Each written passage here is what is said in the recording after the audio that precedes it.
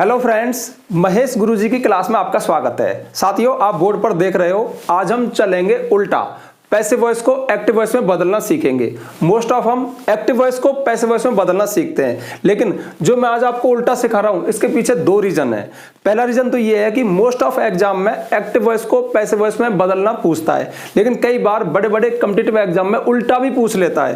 यानी passive voice का example आपके सामने होगा और कहेगा कि जो चार ऑप्शन है ना, इनमें से सही इसको एक्टिव वॉइस में बदलने वाला एग्जाम्पल कौन सा है, आंसर कौन सा है। लेकिन जो दूसरा रीजन है ना, वो मेन रीजन है जिसलिए मैं इसको पढ़ा रहा हूं, और वो रीजन ये है आपके दिमाग को तेज करना। देखिए, दिमाग कैसे तेज होता है। जब हम अपने दिमाग को औसतन एवरेज काम में लेते हैं तो दिमाग एवरेज ही काम करेगा, लेकिन जब इस पे ज्यादा बर्डन, ज्यादा बोझ डाल दें तो ज्यादा तेज गति से काम करता है। समझ में नहीं आया ना? देखिए, जब हम एक्टिव वॉइस को पैसिव वॉइस में बदलते हैं तो माना 50 ग्राम दिमाग खर्च होता है, लेकिन यदि पैसिव को एक्टिव में चेंज किया तो 100 ग्राम दिमाग खर्च होगा। तो दिमाग जितना ज्यादा खर्च होगा, हमारा दिमाग उतना ही तेज होता है। ठीक है? हाँ, मैं आपको भी चांस दूंगा। जैसे एग्जाम्पल है, सारे के सारे एग्जाम्पल आपको पैसिव वॉइस में मिलेंगे। हम एक्टिव को पैसिव में बदलना बिल्कुल नहीं सिखाएंगे, वो आप पहले सीख चुके हो।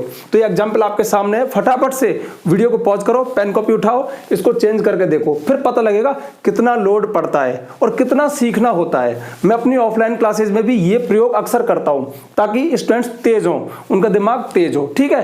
तो जल्दी से काम शुरू कर दीजिए। ठीक है? पेन कॉपी उठाओ, इसको चेंज करके देखो।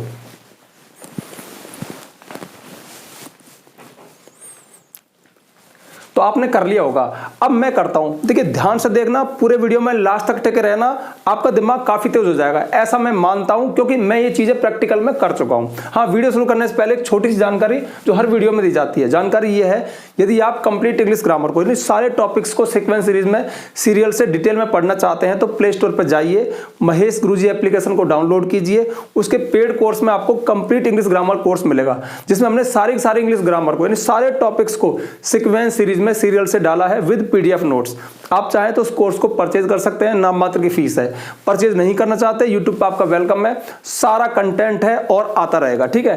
जैसे एग्जांपल आपके सामने है, an apple is eaten by me daily. एक सेब मेरे द्वारा रोजाना खाया जाता है। अब ये पैसिव वॉइस है, क्यों?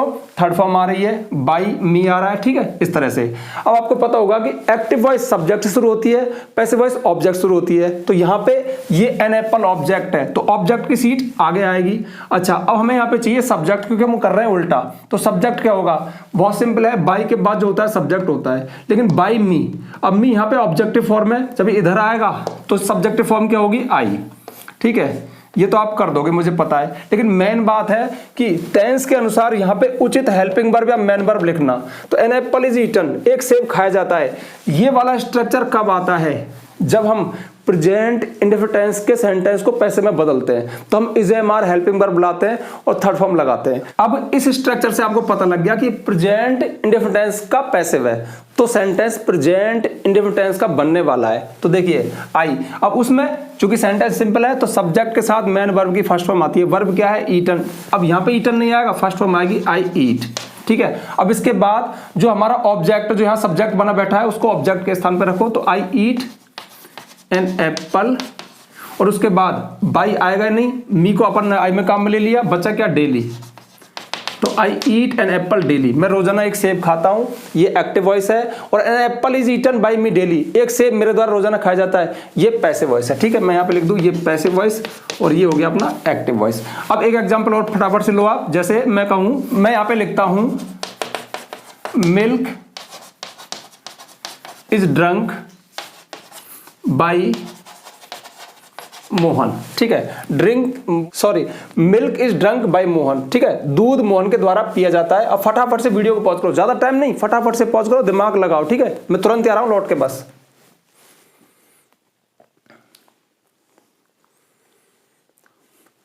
कर लिया होगा। ठीक है? क्योंकि वीडियो पॉज किया था। तो milk is drunk by Mohan. ठीक है? अब आपको ये पता लग गया होगा कि यहां पे जो आने वाला है वो बाय के बाद लिखा हुआ है, तो यहां पे कौन आ गया? मोहन। हर सेंटेंस में आपकी स्पीड बढ़ती चली जाएगी, मोहन। अब सबसे मेन बात है यहाँ पे टेंस का पता लगाना। तो टेंस क्या है? इज ड्रंक, सेम है, तो यहाँ पे इसका मतलब है कि सब्जेक्ट के साथ मेन वर्ब की फर्स्ट फॉर्म आएगी, तो जो है ड्रिंक। ठीक है? लेकिन खास बात, यहाँ पे तो हमने ईट लिख दिया, लेकिन यहाँ पे ड्रिंक, यहाँ पे मोहन है तो मोहन के साथ ड्रिंक नहीं ड्रिंक्स आएगा, क्योंकि मोहन सिंगुलर सब्जेक्ट है। और प्रेजेंट इंडेफिनिट टेंस में सिंगुलर सब्जेक्ट के साथ जो मेन वर्ब है ना उसकी फर्स्ट फॉर्म में एस और यस आता है, तो Mohan drinks.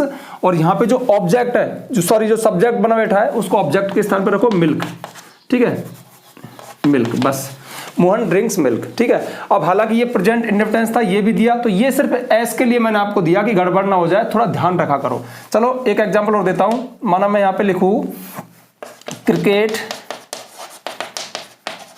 Is not played by Ram. फटाफट से वीडियो को पॉज करो, जल्दी से करके देखो, कर लिया होगा। देखिए तो ये तो था पैसिव और ये था एक्टिव। अब देखिए cricket is not played by Ram. अब आपको पता लग गया होगा कि बाय के जस्ट बाद जो राम है वो सब्जेक्ट बनेगा राम। अब मेन बात है टेंस का पता लगाना, तो इज और प्लेड इसका मतलब वही टेंस है, ठीक है, लेकिन यहाँ पे नॉट है, इसका मतलब नेगेटिव है। तो इसका मतलब क्या हुआ, इज और प्लेड से पता लगा कि प्रेजेंट इंडेफिनिट टेंस है, और नॉट से पता चला कि प्रेजेंट इंडेफिनिट टेंस का नेगेटिव सेंटेंस है। तो इसका मतलब हम प्रेजेंट इंडेफिनिट टेंस का नेगेटिव सेंटेंस बनाने जा रहे हैं, और वो डू डज के बिना नहीं बनेगा, क्योंकि नेगेटिव में तो हेल्पिंग वर्ब डू डज लगती है। अब यहाँ पे राम के साथ डू आएगा डज आएगा, तो डज आएगा, राम डज नॉट। अब डू डज डिड के साथ हमेशा वर्ब की फर्स्ट फॉर्म आती है, तो राम डज नॉट प्ले, और जो ऑब्जेक्ट है वो है क्रिकेट, ठीक है, तो Ram does not play cricket, इस तरह से। तो ये था हमारा पैसिव वॉइस और ये है हमारा एक्टिव वॉइस। आप चाहते हो तीनों को नोट कर लो, फिर मैं बढ़ूंगा आगे, ठीक है। तो जल्दी से फटाफट से नोट कर लो। और आपको लग रहा होगा कि दिमाग तेज होता है, दिमाग को वास्तव में जोर पड़ता है, और जब जोर पड़ता है ना तभी दिमाग तेज होता है, ऐसा मेरा मानना है, इसलिए मैं आज ये चीज पढ़ा रहा हूं, ठीक है। चलिए आगे बढ़ते हैं। 3 एग्जाम्पल आपके सामने है, वीडियो को पॉज करो, अपना माइंड लगाओ, दिमाग तेज करो, फिर मैं आता हूं। आई थिंक आपने कर लिया होगा। तो देखिए पहला है a story was written by Mohan yesterday. एक कहानी मोहन के द्वारा कल लिखी गई थी, पैसिव वॉइस है, ठीक है। अब यहाँ पे बाय के जस्ट बाद जो मोहन है वो हमारा सब्जेक्ट बनेगा, तो मोहन को हमने बनाया सब्जेक्ट। अब हमें पता लगाना है टेंस का, क्योंकि सबसे मेन बात टेंस का पता लगाना होती है। तो वाज रिटन कब आता है, जब पास्ट इंडेफिनिट टेंस के सेंटेंस को पैसिव वॉइस में चेंज करते हैं, तो वाज वर्ब बाहर से लाते हैं, थर्ड फॉर्म आती है। तो इसका मतलब है कि यहाँ पे पास्ट इंडेफिनिट टेंस का सेंटेंस लिखा जाना है, ठीक है। तो मोहन, अब देखिए पास्ट इंडेफिनिट टेंस का सिंपल सेंटेंस है, क्योंकि नॉट भी नहीं है, क्वेश्चन भी नहीं है, तो सेकंड फॉर्म आएगी रोट। तो मोहन रोट आ। अब ए स्टोरी जो है वो इधर आ गया, आ स्टोरी। अब बाई हटेगा, मोहन काम में ले लिया यस्टरडे, बस बन गया एक्टिव वॉइस, ठीक है। ये हमारा पैसिव वॉइस था और ये हमारा एक्टिव वॉइस है। Mohan wrote a story yesterday, Mohan ने कल एक कहानी लिखी थी। A story was written by Mohan yesterday, एक कहानी मोहन के द्वारा कल लिखी गई थी। अब नेक्स्ट देखिए, a thief was arrested last night, एक चोर को कल रात गिरफ्तार किया गया था। अब आपको ये तो समझ में आ गया कि was written, was arrested past indefinite tense है, लेकिन आप थोड़ा सा फंस गए होंगे कि इसको शुरू किससे करें, क्योंकि जिसे शुरू करते हैं वो बाय के बाद लिखा होता है, यानी जो सब्जेक्ट है बाय के बाद होता है, इसमें बाय के बाद कुछ नहीं दिया है। तो आपको ध्यान होगा बहुत सारे सेंटेंस ऐसे होते हैं जिनमें हम बाय प्लस सब्जेक्ट को नहीं लिखते हैं, यानी बाय यानी सब्जेक्ट है वो अनइम्पोर्टेंट होता है। अब आप एक थोड़ा गैस कीजिए कि चोर को गिरफ्तार कौन करता है, मतलब किसने किया होगा, पुलिस ही करती है ना, तो पुलिस से शुरू कर दो, द पुलिस। अब देखिए चूंकि पास्ट इंडेफिनिट टेंस है तो केवल अरेस्टेड आएगा सेकंड फॉर्म। अरेस्टेड की फर्स्ट और सेकंड और थर्ड एक जैसी होती है, तो the police arrested the thief, sorry a thief last night, ये बन गया आपका, कोई प्रॉब्लम नहीं है, ठीक है। The police arrested a thief last night, police ने चोर को कल रात गिरफ्तार किया था। नेक्स्ट है the room is being clean bye हर, कमरा उसके द्वारा साफ किया जा रहा है। तो देखिए बीइंग कब आता है, जब हम कंटीन्यूअस टेंस की पैसिव वॉइस बनाते हैं तो बीइंग लाते हैं। Present continuous tense, past continuous tense की जब पैसिव वॉइस बनती है तो बीइंग बाहर से लाते हैं, थर्ड फॉर्म लगती है। फ्यूचर कंटीन्यूअस टेंस की पैसिव वॉइस बनती ही नहीं है, ठीक है। तो पैसिव एक्टिव को पैसिव में कैसे चेंज करते हैं, ये कॉन्सेप्ट आपको पूरी तरह से क्लियर होगा, तो ये आप ये कर सकते हो, ठीक है। अब यहाँ पे देखिए बाय हर, बाय के जस्ट बाद हर जब इधर आएगा तो यहाँ पे सब्जेक्टिव फॉर्म क्या लिखोगे आप, सी लिखोगे, ठीक है, सी। तो ये प्रेजेंट कंटीन्यूअस टेंस की पैसिव वॉइस है। तो प्रेजेंट कंटीन्यूअस टेंस का जो स्ट्रक्चर है क्या है, subject plus is am are plus ING form. तो सब्जेक्ट सी है, सी के साथ लगा दो इज, आईएनजी फॉर्म क्या आएगी, अब ये तो हटेगा, क्लीनिंग, ये हो गई आईएनजी फॉर्म, ठीक है, क्लीनिंग, सी इज क्लीनिंग। अब क्या साफ कर रही है, द रूम। जो हमारा ऑब्जेक्ट है, जो सब्जेक्ट बना है यहाँ पे ऑब्जेक्ट, उसको ऑब्जेक्ट के स्थान पर ले जाओ, द रूम बस she is cleaning the room, वह कमरा साफ कर रही है। तो इस तरह से, तो ये था हमारा पैसिव वॉइस और ये हो गया एक्टिव वॉइस, ये था पैसिव वॉइस और ये हो गया एक्टिव वॉइस। आप चाहो तो नोट कर लो, कुछ एक एग्जांपल और देता हूं, ठीक है। दिमाग तेज हो रहा है ना, होता है।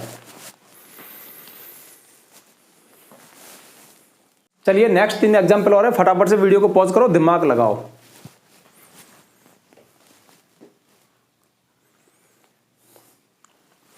तो आपने कर लिया होगा, देखते हैं 6 नंबर का। The road has been repaired, road की मरम्मत कर दी गई है, पैसिव वॉइस है। अब देखिए आप समझ गए होंगे किस टेंस की है, हैज आ रहा है ना, तो ये प्रेजेंट परफेक्ट टेंस की पैसिव वॉइस है, क्योंकि present perfect tense, past perfect tense, future perfect tense, तीनों में हम has, have, had, will have, shall have के साथ बीन बाहर से लाते हैं। देखिए एक्टिव वॉइस को पैसिव वॉइस में जब भी चेंज करते हैं तो बाहर से कुछ ना कुछ जरूर आता है। Present indefinite tense, past indefinite tense में हम is, am, are, was, were को लाते हैं। कंटीन्यूअस टेंस में हम बीइंग को लाते हैं। परफेक्ट टेंस में बीन को बाहर से लाते हैं। तो अब इसमें देखिए रोड हैज बीन रिपेयर्ड, लेकिन प्रॉब्लम ये आ गई जो अभी आई थी कि यहाँ पे सब्जेक्ट किसको बनाए, क्योंकि बाई नहीं दिया। तो देखिए जब यहाँ पे बाई ना दिया हो तो अभी जो एग्जाम्पल था ना पुलिस और चोर वाला, उसमें तो साफ लग रहा था कि भाई चोर है तो इसको पुलिस अरेस्ट करेगी। लेकिन ऐसी कंडीशन में हम वी, दे कुछ भी लिख सकते हैं, लेकिन मोस्ट ऑफ थोड़ा सा गैस कर लिया करो कौन आ सकता है। अब रोड हैज बीन रिपेयर्ड, सड़क की मरम्मत कर दी गई है, तो यहाँ पे लेबरर्स मजदूर करेंगे, दे करेंगे, गवर्नमेंट, आप कुछ भी लिख सकते हो। लेकिन मेरा सुझाव है कि आप दे से शुरू कर दो, दे ठीक रहेगा। तो दे, अब दे के साथ क्या आएगा, हैव, दे हैव, ठीक है। बीन नहीं आएगा क्योंकि बीन तो पैसिव में लगता है, तो दे हैव, और इसमें थर्ड फॉर्म ही आएगी, यहां भी थर्ड फॉर्म है और इसमें भी थर्ड फॉर्म आती है, क्योंकि तीनों परफेक्ट टेंस में थर्ड फॉर्म आती है। They have repaired the road, उन्होंने रोड की मरम्मत कर दी है, ये बन गया आराम से, नो प्रॉब्लम, ठीक है। They have repaired the road, उन्होंने रोड की मरम्मत कर दी है। दे के स्थान पे आप वी भी लिख सकते हो, हमने कर दी है। द गवर्नमेंट, सरकार ने कर दी है। आप लिख सकते हो कॉन्ट्रैक्टर, ठेकेदार ने कर दी है, ठीक है। तो आप यहाँ पे फ्री हो।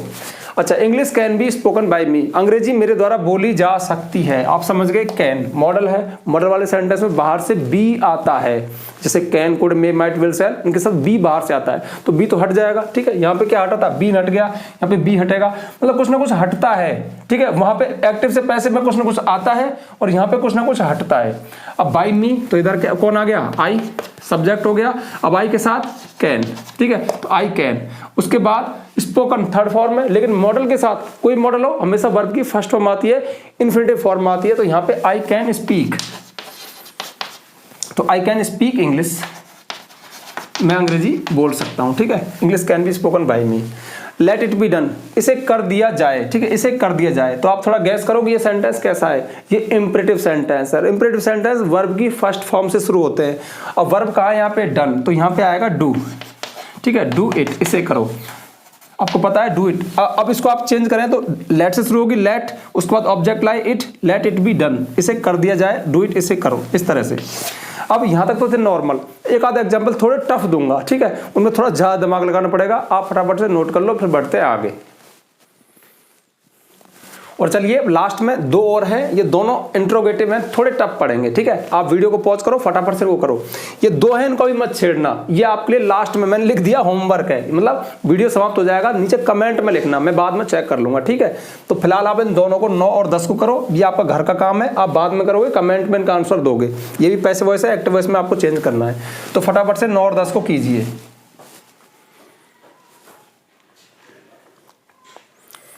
तो वीडियो पॉज किया था आपने, कर लिया होगा। देखिए, were the guest invited bye you, क्या गेस्ट तुम्हारे द्वारा इनवाइटेड किए गए थे, ये एक इंट्रोगेटिव सेंटेंस है। अब देखिए एक्टिव वॉइस पैसिव वॉइस का एक बहुत सिंपल नियम है, अगर आपने मेरी वाली पैसिव वॉइस देखी होगी तो सेंटेंस जैसा है वैसा ही रहेगा।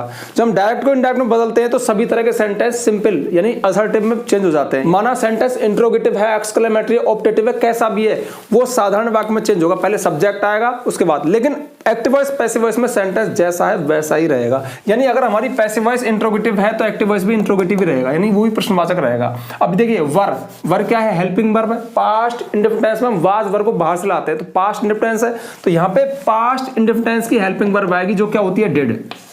अब सभी सब्जेक्ट के साथ होती है तो आप डिड लगा सकते हो, तो डिड। उसके बाद सब्जेक्ट को लाइए तो यू। अब यू देखिए सब्जेक्टिव ऑब्जेक्टिव फॉर्म में सेम होता है यू, तो डिड यू। उसके बाद मेन वर्ब इनवाइट, अब डिड के साथ हमेशा वर्ब की फर्स्ट फॉर्म आएगी तो इनवाइट ही आएगा। Did you invite the guests, क्या आपने गेस्ट्स को इनवाइट किया था, were you guessed, were the guest invited bye you, ठीक है। तो ये पैसिव वॉइस है और ये एक्टिव वॉइस है, पैसिव और ये हो गया एक्टिव। लास्ट है by whom are you being taught English, तुमको इंग्लिश किसके द्वारा पढ़ाई जा रही है। तो बाय हुम वाले वाक्य की मतलब जो हु वाले वाक्य की पैसिव वॉइस बाय हुम से बनती है, तो एक्टिव वॉइस हु से बनेगी, तो यहाँ पे क्या आएगा हु। ठीक है, हु। अब हु के बाद फिर यहाँ पे आएगा, देखिए सब्जेक्ट नहीं आएगा क्योंकि हु वाले में सब्जेक्ट को तो पूछता ही है, सीधी हेल्पिंग वर्ब आएगी, तो हु इज। ठीक है, हु इज। उसके बाद टीचिंग, क्योंकि ये प्रेजेंट कंटिन्यूअस टेंस है, बीइंग आ रहा है ना, तो who is teaching you English, तो मैं इंग्लिश कौन पढ़ा रहा है, ये हो गया। ठीक है, who is teaching you English, तो मैं अंग्रेजी कौन पढ़ा रहा है, इस तरह से। तो अब आपने चेक किया होगा, ये हो गया पैसिव वॉइस और ये हो गया अपना एक्टिव वॉइस। ये दोनों पैसिव वॉइस हैं, आपको एक्टिव वॉइस में चेंज करके कमेंट में इनके आंसर लिख देने हैं, मैं चेक कर लूंगा। तो इस तरह से दिमाग तेज होता है। आपने भी देखा होगा, अगर आप यहां तक रुके रहे तो कितना मजा आया, मतलब ऐसा करने में हमारा दिमाग तेज काम करता है। मन हम एक पजल को सॉल्व कर रहे हो, ठीक है, हम थोड़ा सा और जीनियस हो जाते हैं। तो ऐसी एक्टिविटी करते रहा करो, ठीक है। तो इन दोनों का आंसर आप लिख ही दोगे। तो अब काफी कुछ हमने बता दिया, पैसिव वॉइस को एक्टिव वॉइस में चेंज करना सिखा दिया। तो ठीक है, अब जल्दी से वीडियो को लाइक कर दो, ज्यादा से ज्यादा शेयर करना, ताकि इस पर वीडियो बहुत कम है, मतलब पैसिव को एक्टिव में कैसे चेंज करें, इस पर वीडियोस बहुत कम है। और हाँ, एक बात और आपके मन में चल रहा होगा कि सर ने कोई फॉर्मूला नहीं लिखाया, मैं कभी फॉर्मूला नहीं लिखाता, ठीक है। इतनी तैयारी करो कि चीजें दिमाग में सटीक रहे। फॉर्मूला कुछ नहीं होता, फॉर्मूला तो हमें वीक करता है, फॉर्मूला कुछ नहीं होता, हमें स्ट्रांग होना है। स्ट्रांग कब होते हैं, जब हम अच्छी तैयारी करते हैं, मतलब चीजों को बारीकी से दिमाग में बैठाते हैं, ज्यादा ज्यादा एग्जाम्पल सॉल्व करते हैं, ठीक है। तो वीडियो को ज्यादा ज्यादा शेयर करना, और यदि आप चैनल पर नए आए हो तो चैनल को सब्सक्राइब करना, बेल आइकन प्रेस करना, ताकि आपको आने वाले वीडियोस की नोटिफिकेशन मिल जाए। आज के लिए बस इतना ही, मिलते हैं नेक्स्ट वीडियो में नेक्स्ट टॉपिक के साथ, तब तक के लिए बाय।